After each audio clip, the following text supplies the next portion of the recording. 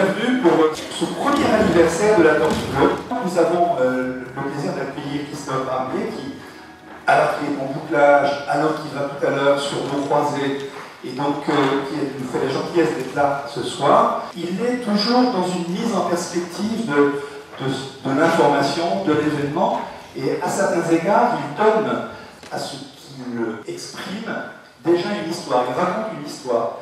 Pour moi, le storytelling reste le principal vecteur de retour à la passion politique dont nous avons profité, tous citoyens, tant que nous sommes, chacun dans nos opinions, en 2006-2007.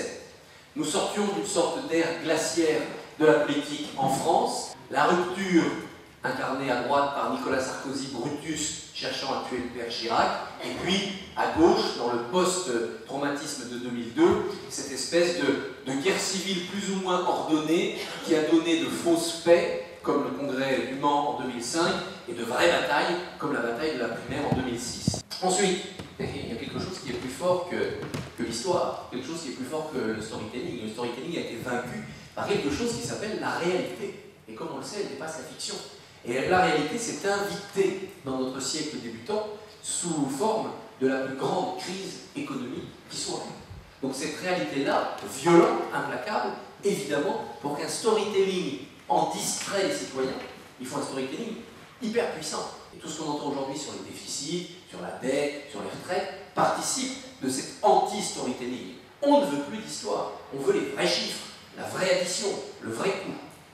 Le storytelling en politique ne fonctionnait, et il a fonctionné très bien chez Sarkozy entre 2002 et 2007, qu'avec deux principes. Un principe de saturation de l'information. Il faut saturer l'espace médiatique. Il faut en donner tellement à manger aux journalistes, et c'est le mot qu'ils emploient, qu'ils n'ont même pas le temps d'aller chercher ailleurs. Ils n'ont pas besoin d'aller chercher d'autres informations que les nôtres. Cette saturation a fini un peu par écurer les journalistes, susciter des méfiances, et puis surtout la chaudière s'est vidée.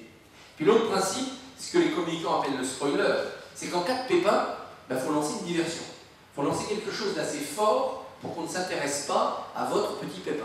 Donc je pense qu'on va sortir pour la présidentielle prochaine de l'ère du storytelling et que sans la renier, parce qu'on va garder les mêmes acteurs, on va passer à autre chose. Est-ce que, par rapport aux hommes politiques évoqués, moi je pense qu'il peut arriver demain d'autres storytelling sur tout un tas d'autres gens, que les consommateurs de storytelling ne sont pas épuisés par l'affaire, que simplement on est épuisé par ceux qui ont montré qu'ils n'étaient pas capables de rester dans la lignée de ce qu'ils avaient raconté. Ceux qui auraient pu, en 2012, régénérer le storytelling ont perdu la bataille du premier rang. Sarkozy sera le candidat de l'UMP. Et les quelques frémissements au lendemain des régionales sur le thème « et si c'était pas lui » n'ont pas duré plus longtemps que les giboulées de printemps. On a du mal à voir l'un de ces nouveaux héros du storytelling sur la présidentielle 2012 déloger Sarkozy. C'est encore plus patent à gauche, puisque ceux qui auraient pu nous faire entrer dans d'autres histoires, et ô combien formidables, c'était les jeunes. Or, qu'avons-nous vu après l'échec de Ségolène Royal? Nous avons vu la semaine Payon, puis le mois Montebourg, puis le trimestre Hamon, puis le quadrimestre Valls, et à aucun moment ils n'ont réussi à nous raconter une histoire collective, parce que ça aurait pu être une belle aventure de copains lancés en politique pour changer les choses, et puis après le meilleur gagne. Ils n'ont jamais réussi à faire cela. Et on voit revenir qui? Les héros de la primaire 2006. Royal, Strauss-Kahn, Aubry. C'est un peu comme si, aux 24 heures du Mans, on sortait les modèles d'il y a 15 ans pour faire la course. Est-ce que les nouveaux moyens de communication ne sont pas en train de polluer pour nous amener vers un phénomène dont vous ne nous avez pas parlé, qui est l'infotainment, vous voyez? Et peut-être que c'est aux grands journalistes de dire où sont les hommes politiques qui argumentent. Bien sûr, bien sûr. Ce n'est pas le storytelling qui est présenté de manière négative, c'est la politique. Oui.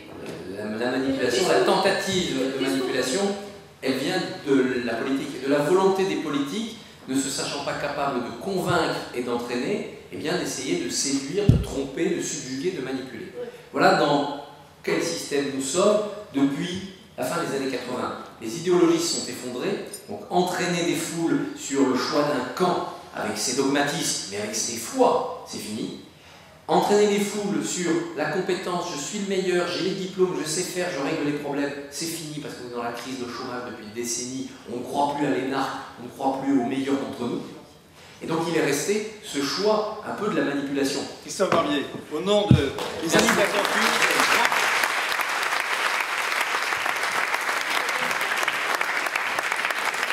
La Tortue Bleue a un an pour le storytelling, d'accueillir notre ami Krishna.